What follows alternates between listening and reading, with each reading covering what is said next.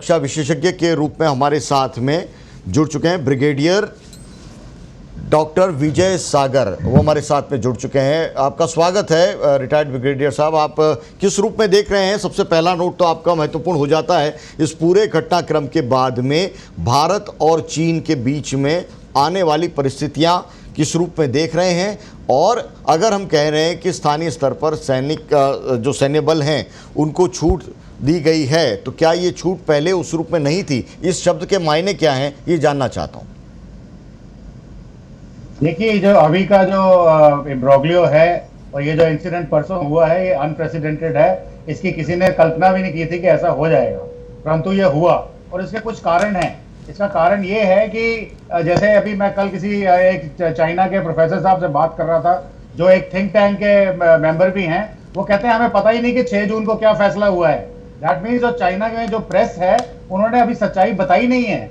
और कल एक मेरी किसी से बात हो रही थी पैनलिस्ट से, उन्होंने बताया कि जो वेस्टर्न कमांड का जो जनरल साहब हैं, जो हेड हैं, उन्होंने 6 जून का जो फैसला था उसको अप्रूव ही नहीं किया। उसकी वजह से शायद ये जो इंसिडेंट हुआ है वो हुआ है। और ये जो बोला जा रहा है कि पूरी छूट दी गई है, मैं इससे बिल्कुल सहमत नहीं हूँ, क्योंकि इंडियन आर्मी को ट्रेडिशनली छूट नहीं दी गई थी। सिर्फ 1-2 बार हुआ, जब बालाकोट स्ट्राइक हुआ है या उड़ी स्ट्राइक हुआ है, उसमें कैटेगोरिकली प्राइम मिनिस्टर ने बोला था करने के लिए, और उस वक्त आर्मी ने या एयरफोर्स ने वो किया। आज ये मैं भी सुबह से मीडिया में सुन रहा हूं कि आर्मी को छूट दे रखी है। मैं आपको ये बताना चाहता हूं कि इस वक्त टैक्टिकल लेवल के ऊपर जो भी हुआ है, अच्छा बुरा खराब या जैसे भी, हम उसमें नहीं जाएंगे। उसमें एक इंडिया की रिटेलिएशन जरूरी है, क्योंकि इस वक्त इतना मूड बन चुका है डोमेस्टिक कंस्टिट्यूएंसी में, एक रिटेलिएशन जरूरी है। परंतु फिर भी जो जानकार लोग कहते हैं, और मैं भी कहता हूं कि हमें लड़ाई नहीं चाहिए।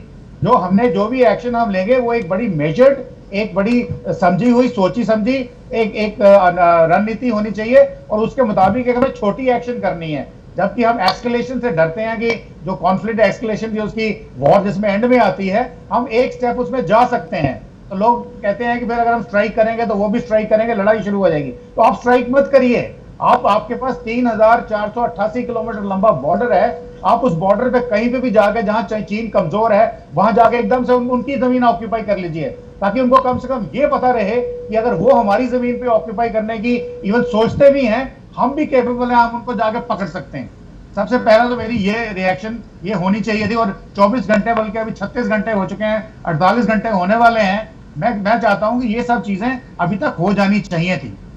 जी, अपने आप में महत्वपूर्ण है, लेकिन गलवान घाटी में अब जिस रूप में परिस्थितियां हैं, भारत और चीन बिल्कुल आमने सामने। विदेश मंत्रालय की बातचीत तो हो रही है, सहमति और वार्ता से तमाम पूरा घटनाक्रम है उसको संभालने की बात तो की जा रही है, लेकिन भाषा दोनों की बहुत तल्ख है और दावा भी बहुत मजबूती से दोनों देश रख रहे हैं। ऐसे में जो लद्दाख सीमा पर जो गलवान घाटी में हुआ है घटनाक्रम, उसका भविष्य किस रूप में आप देखते हैं? देखिए, ये जो अभी तलखी दिख रही है या जो हो रहा है, ये बिल्कुल एक नेचुरल रिस्पॉन्स है। मैं इसीलिए बोल रहा हूँ, ये होता रहेगा, बातचीत चलती रहेगी, एटलीस्ट जब तक सर्दियां शुरू नहीं होती, जब तक वो जगह अनटेनेबल नहीं हो जाती रहने के लिए। मगर इस वक्त जो हमारी अपनी साख की बात है, पूरी दुनिया इस वक्त चाइना इंडिया स्टैंड ऑफ को देख रही है कि इंडिया क्या करता है। अगर इंडिया ने इस वक्त जबरदस्त रिस्पॉन्स वापस नहीं दिया चाइना को, तो इंडिया की इंटरनेशनल एरिया में साख गिर जाएगी। इसलिए ये बड़ा जरूरी है कि हमें इस वक्त एक एक्शन, इमीडिएट एक्शन करना है, क्योंकि चाइना भी जो कर रहा है इसके भी काफी उनके अपनी मजबूरियां हैं, इंटरनल डायनामिक्स हैं। वो भी डिसमेंबरमेंट की कगार पे नहीं तो कम से कम शुरुआत में जरूर खड़े हैं, और वो भी चाहते हैं अपनी जो उनकी पॉपुलेशन है बैक होम, वो जो इस वक्त जो एंटी शी जिनपिंग हो रखी है, जो उनकी जो एंटी जो दिल में सोच है वो निकल के आ रही है, वो भी कंट्रोल करना चाहते हैं। तो इसलिए जो ये आगे चलना है, जो मेरा कहना ये है, ये जो बात है डिप्लोमेटिक लेवल पे, पॉलिटिकल लेवल पे, वर्ल्ड लेवल पे, ये होती रहेगी और ये नॉर्मल है। मगर इस वक्त आपको एक बड़ी ही जबरदस्त एक्शन करके ये बता देना दुनिया को, रादर चाइना को, कि ये अगर तुम ये मत सोचो कि तुमने कुछ किया तो हम कुछ नहीं करेंगे। और इसका रीजन मैं इसलिए मानता हूं कि इस वक्त जो हमारी आर्मी, नेवी, एयरफोर्स है, उसकी जो रेडीनेस है वो ये है, हम चाइना को काउंटर कर सकते हैं। परंतु फिर आप मुझे बोलेंगे कि चाइना को डिफेंस जो एक्सपेंडिचर है वो 3 टाइम्स है इंडिया से, उनकी फौजें हमसे बड़ी हैं। देखिए, बड़ी हो कोई प्रॉब्लम नहीं है, और उनके पास फ्रंट भी ज्यादा है, प्लस जिस जगह पे पॉइंट ऑफ एक्शन पे हम बात कर रहे हैं वहां पे पॉइंट ऑफ एप्लीकेशन पे कितनी फोर्स डिप्लॉय हो सकती है। आपके पास 10 डिवीजन हो, मगर वहां पे अगर जगह आधे डिवीजन की है, एक डिवीजन की है, तो आप 10 से कुछ नहीं कर सकते, वहां एक ही लगेगा। और उस तरीके से अगर आप विस्तार में मेरे को पूछे तो मैं आपको आर्मी, नेवी, एयरफोर्स हर एक चीज डिटेल में बता सकता हूं कि हम इस वक्त एडवांटेजेस पोजीशन में हैं, इसलिए हमें इस वक्त एक्शन करना बहुत जरूरी है। जी।